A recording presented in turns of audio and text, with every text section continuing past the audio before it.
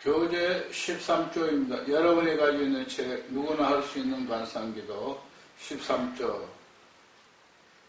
기도의 단계에 대해서 말씀드리겠습니다. 구성기도, 명상기도, 관상기도로 표현했습니다. 이것이 뭐 단계라 해서 1단계, 2단계, 3단계라는 것은 아닙니다. 각각의 기도의 깊이가 다르다 하는 그런 의미에서 기도의 단계라 했습니다. 여기에 구성기도라는 것은 우리가 말하는 통성기도를 이야기하지요. 그런데 오늘 여기서 제가 강의하는 내용, 그리고 관상기도 입장에서 바라볼 때는 입으로 소리내어서 하는 기도만이 아니라 마음속으로 소리내는 것, 즉 입은 꼭 다물고 있지만은 마음으로 하나님 이거 해주시고 저거 해주시고 이건 이렇고 저렇고 하나님 이래야 해야 됩니다 저래야 됩니다 하는 마음속으로 하는 것까지도 하나의 구성기도에 포함한다 하는 것을 여러분이 이해해 주시면 감사하겠습니다. 다음에는 명상기도와 관상기도가 있습니다. 명상기도와 관상기도 분명히 단계를 표시를 했지만은 종교학자들은 이것을 같이 봅니다. 그래서 명상이라 그렇게 표현합니다. 명상이다. 그런데 기독교인이 기독교에서 하는 명상을 관상이라 한다 이렇게 표현합니다.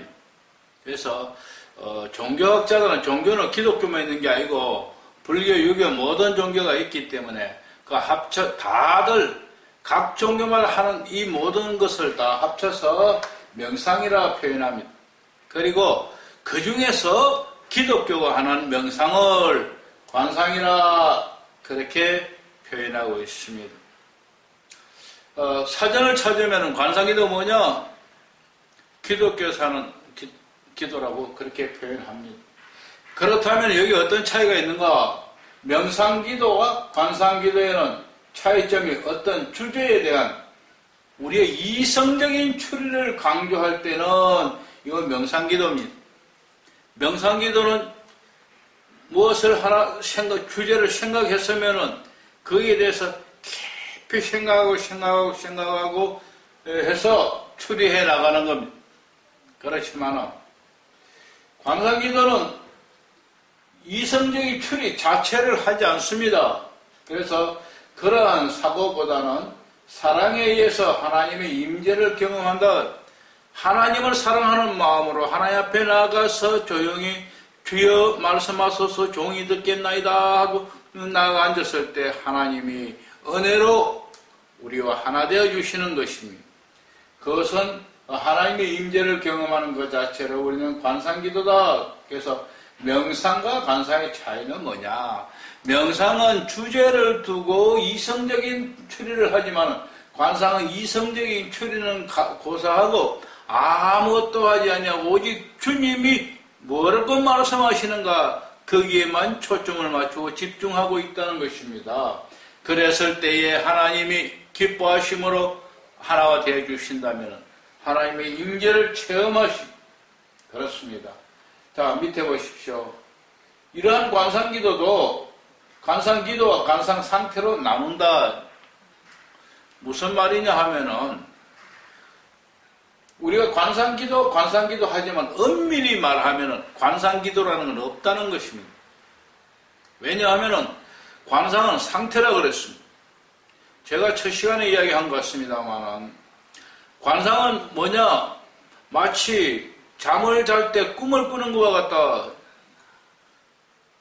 잠 속에서 꿈을 꾸는 것과 같이 우리가 현실 속에서 기도하는 가운데 꿈을 꾸듯이 내가 그 속에 들어가는 진행되는 겁니다. 즉 무의식 속에서 진행된다. 잠을 자는 것도 무의식 속에서 진행되는 그 잠에서 진행되는 꿈이고 현실 속에서 되는 것은 관상이다. 그것은 어떻습니까? 그러니까 보고 있는 하나의 상태죠. 듣고 있는 상태. 그 상태다. 그런데 거기까지 가는 데는 우리의 조금 노력이 필요합니다. 이걸 보면 하나님의 일에 협력한다. 하나님이 나와 하나 되어 주시기 하나님이 소원하고 계셔요. 그래서 하나님은 원하시는데 그렇게 될 수 없는 것은 나 때문에 그래서 내가 조금 방향을 바꿔서 하나님 앞에 나아가면 하나님이 우리와 함께 먹고 마시고 같이 하시겠다. 그렇습니다. 그래서 관상기도는 뭐냐? 우리가 하나님이 하나 되어 주실 때까지, 그때까지 하는 우리의 모든 행위를 관상기도라 그렇게 표현합니다.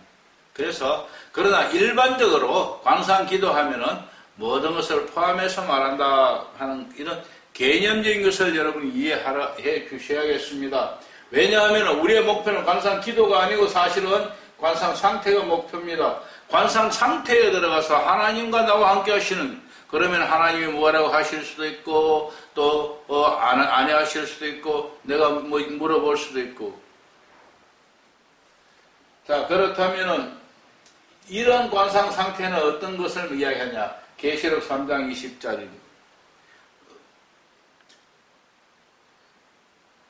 주께서 우리 마음문 밖에 서서 기다리고 있다. 마음문 밖에서 기다리고 있어서 우리를 바라보고 문을 열어달라. 마음의 문을 열어. 다시 말해서 이 생각의 방향을 바꿔라. 너 지금까지 네 육신적인 생각만 하고 있지 않느냐. 그 생각 버리고 이제 생각의 끈을 끊고 내게로 좀 향해봐라. 네가 내게 향하기만 하면은 내가 네한테 들어가서 너와 함께 먹고 마시고 선한 일을 하겠다. 자, 그럼 이런 관상기도의 종류가 어떤 것들이 있는가? 다음 페이지에서 좀 더 자세히 한 번 더 설명하겠지만 여기서 또 설명을 잠깐 하고 가야겠습니다. 거룩한 독서 초대교부터 진행되었다. 예수님 시대에도 예수님이 성전에 들어가면은 성경을 읽어주고 그리고 설교하시고 그렇게 하셨습니다. 예수님이 그렇게 하시는 걸 보고 제자들도 역시 그렇게 배워서 그렇게 진행되어 왔습니다. 그래서 초대교회에는 성경을 읽고 혹은 성경을 듣고 또 묵상을 하게 되고 그 말씀을 묵상하다 보니까 기도 제목이 생겨서 주여 나는 어떻게 이렇게 주님 앞에 기도하게 되고 기도하다가 보니까 나도 모르는 사이에 하나님의 임재를 체험하게 되는 이런 일들이 있었습니다. 그것을 바로 뭘 하냐? 거룩한 독서라고 오늘 우리는 그것을 거룩한 독서를 합니다. 그래서 이 거룩한 독서는 초대교회 때부터 지금까지 진행되고 있다. 앞으로도 진행될 것이며 지구 끝날까지 진행될 것입니다. 그래서 기독교의 가장 기본은 성경을 읽거나 듣고, 당시에는 왜 듣고라는 표현을 하느냐 하면은 책이 많지 않았어요. 필사하는 성경책 그거 구하기가 그렇게 쉽지 않았습니다. 큰 부자들이나 어쩌다 필사할까? 그렇지 않으면 그걸 양피지, 양잡고 피지 만들어서 인력 들여서 그걸 다 필사하는 것이 그렇게 쉽지 않았습니다. 여러분 지금 가진 책 이거야 인시에서 쉽게 여러분이 가지지만 당시에 그렇지 않았다.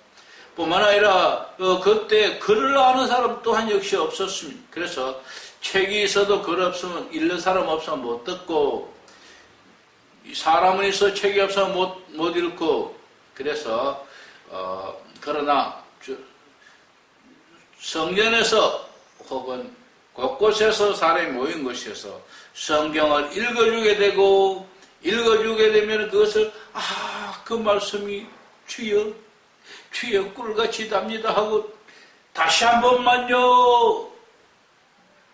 그럼 읽어줄 수밖에 없잖아요. 그리고 또 다른 사람 또 다시 한 번만 더요. 미안하지만 한 번만 더요. 이래서 4번, 5번까지 읽어줬습니다. 보편적으로 3번에서 5번까지 읽어줬다 합니다. 그러면은 성경 짧은 구절 3번에서 5번까지 읽어주면은 다 외우다시피 합니다. 오늘 우리가 정신 차리지 않고 들어서 외워지지 않지. 집중해서 하면은 읽으면은 집중해서 들으면은 대체적으로 내용은 습득합니다. 바로 그렇게 해서 내용을 다 파악하고 습득하다가 보니까 주여 묵상하게 됩니다. 그 말씀을 묵상하게 되고 그 말씀을 묵상하다가 보니까 그래 정말 주님 감사합니다. 주님 앞에 엎드려 기도할 수밖에 없는 처지가 되고 기도하던 가운데 관상 상태에 들어가기도 합니다. 이것을 우리는 후대는 그것을 거룩한 독서라, 정확히 말하면 거룩한 독서를 통한 관상기도 이렇게 표현할 수 있겠죠. 두 번째 예수기도입니다. 예수기도는 이 기도가 거룩한 독서가 발전해서 쭉 발전해서 역사상에 발전해 왔습니다. 그때 1054년 동방교회가 서방교회와 분리되었습니다. 그래서 동방교회는 분리해서 구소련 쪽으로 들어가서 소련 정교회가 되었습니다. 그들은 이 관상기도를 예수기도라는 기도로 발전시켜 나갔습니다. 예수기도는 사도행전을 바탕을 했지만 초대교회 때 보면은 예수님이 어디 가시든지 저들은 주 예수여 나를 불쌍히 여기소서, 나사렛 예수여 나를 불쌍히 여기소서, 예수 선생이여 나를 불쌍히 여기소서. 그래서 전부 다 불쌍히 여기달라 하고 예수님하고 이야기했을 때 저들이 고침도 받고 귀신도 좀 받고 각각의 이적을 체험했던 것입니다. 그것이 또한 사도시대의 사도행전에 기록되고 사도들도 그렇게 했습니다. 이것이 지금까지 어떠한 모양이든 전해 내려오고 있습니다. 그것이 바로 주 예수여 나를 불쌍히 여기소서.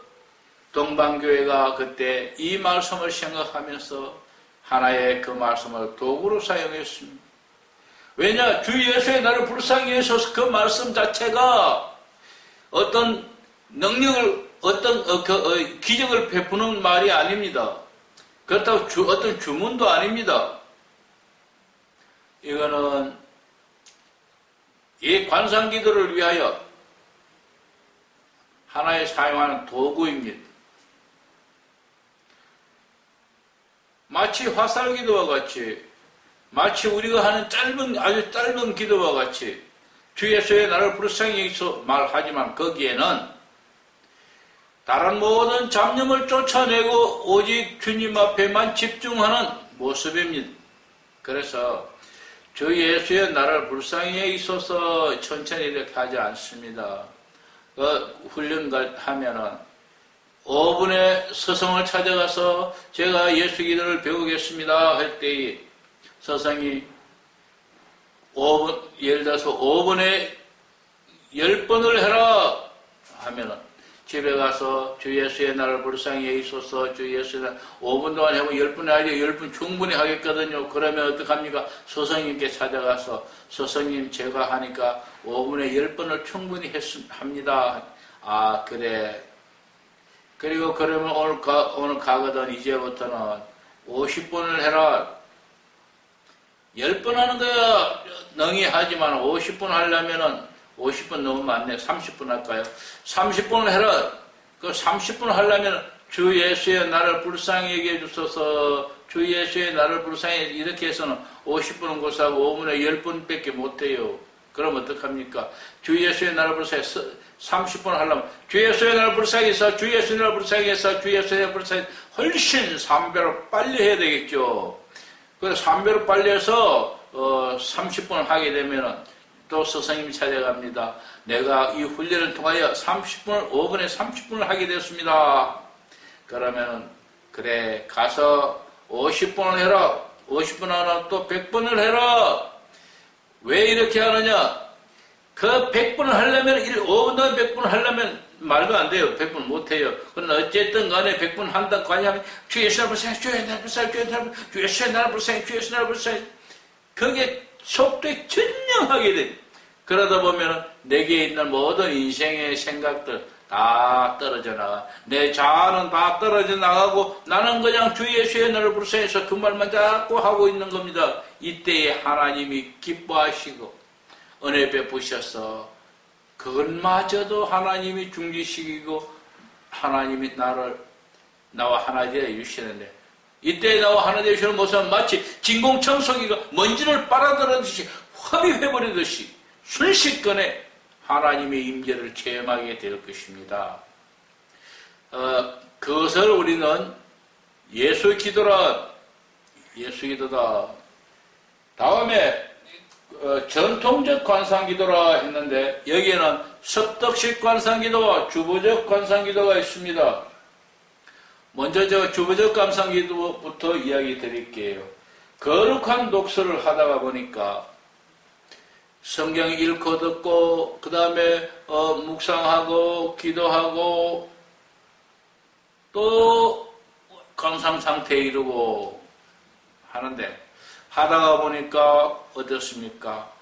막바로 기도하게 될 때가 잃고 묵상하지 아니하고 막바로 기도에 들어가서 관상 상태에 들어간 바로 이것이 1년 과정, 묵상의 과정을 거치지 아니하고 막바로 3단계, 4단계 기도 들어가서 기도로부터 관상에 이르는 이 단계를 시행하는 것이 주보적 관상기도입니다. 그러할 때 하나님이 나와 하나 되어 주시면 바로 관상 상태가 되는 것입니다. 그런데 말은 쉽지만 이것이 보통 쉬운 것이 아닙니다. 엄청 어렵습니다. 너무 힘듭니다. 그래서 이 기도를 경세의 무지의 구름이라는 책의 저자가 무지의 구름이라는 책에 부정적인 방법으로 부정의 신학을 정립했습니다. 그리고 관상기도를 잘 설명해 두었습니다. 그것이 중세부터 쭉 내려와서 아빌라 테레스와 십자가 요한에 의해서 전성기를 맞고 그러나 그 쇠퇴해서 있다가 최근에 와서 근시에 와서 부흥하고 발전했습니다. 다음에 하나는 섭덕적 관상기도입니다. 주보적 관상기도와 섭덕적 관상기도의 차이가 막 거의 반대의 모습입니다.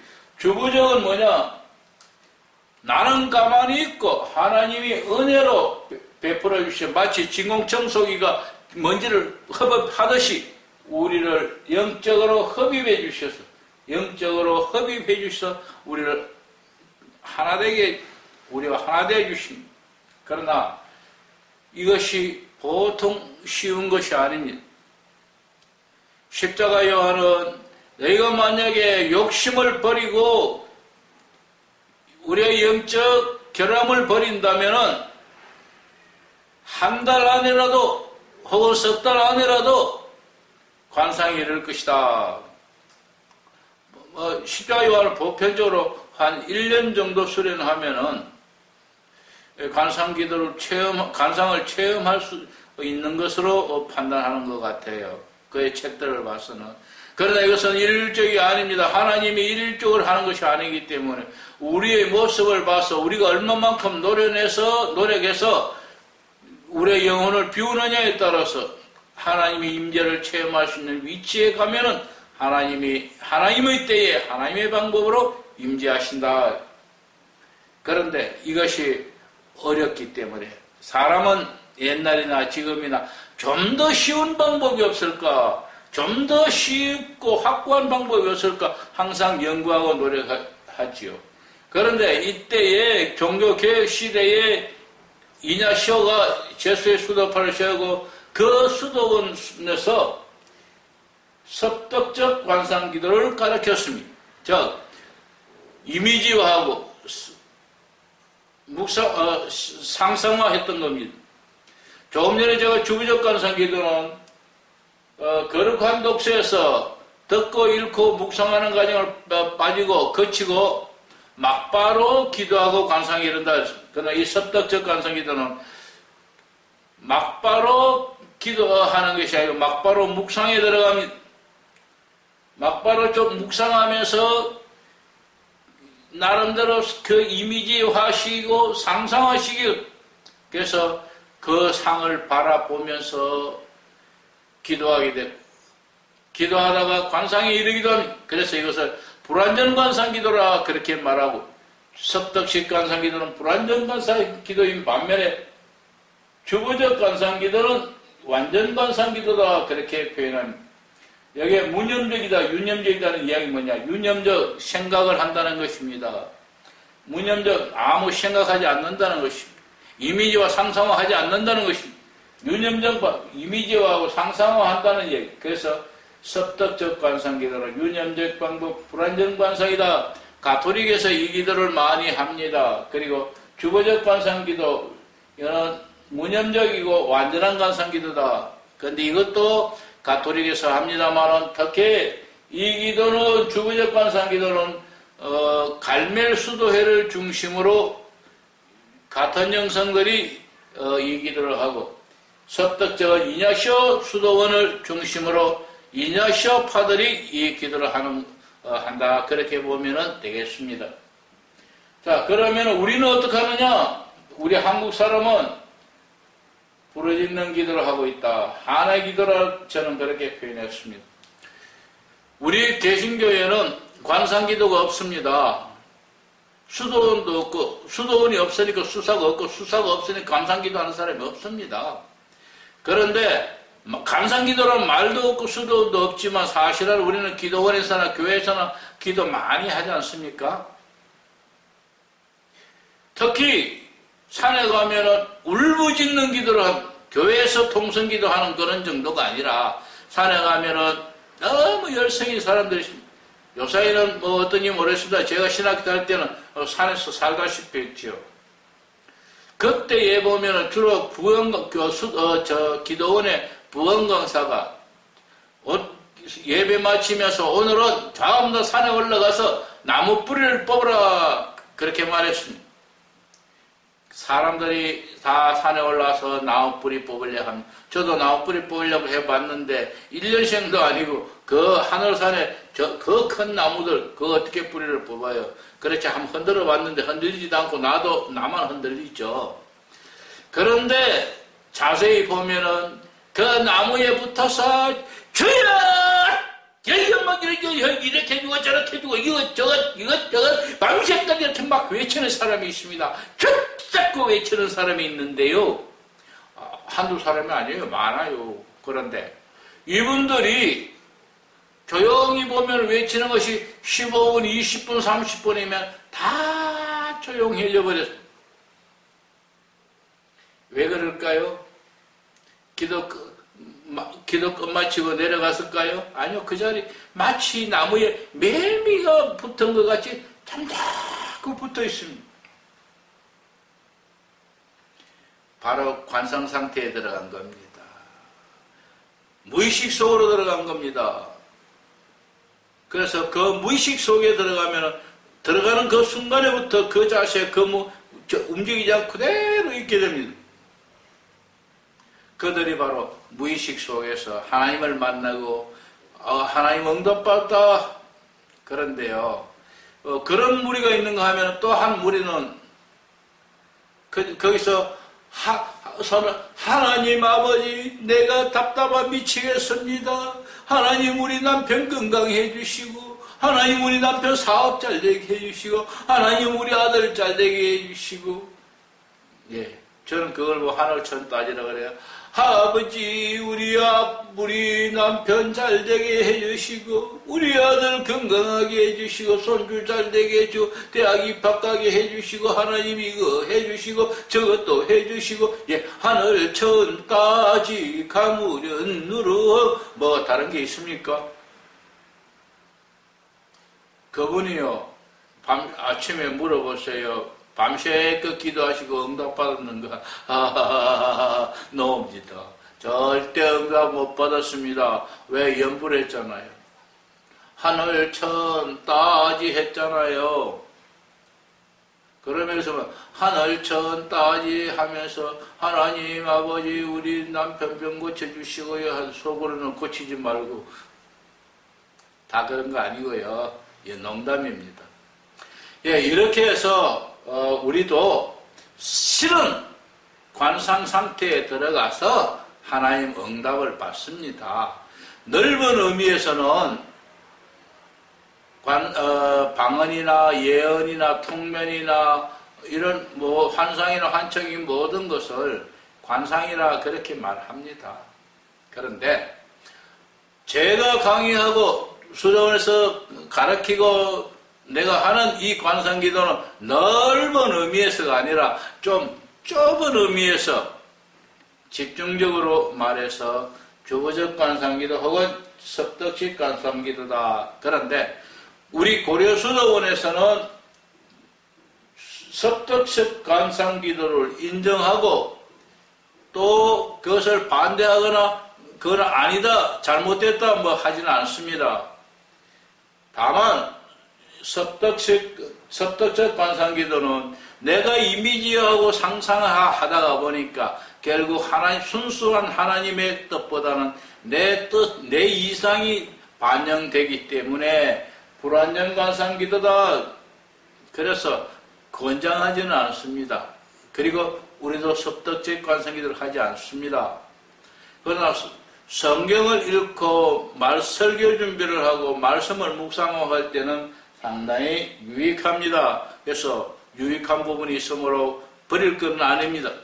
두 번째, 주보적 관상기도. 우리는 바로 이 주보적 관상, 나는 가만히 있어서 나를 잘 알고 계시는 하나님이 내 안에 계셔서 내 안에 계시면서 나를 위하여 한없이 탄식하며 강구하시기 때문에 그다음 아멘 아멘 하고 동의하는 겁니다.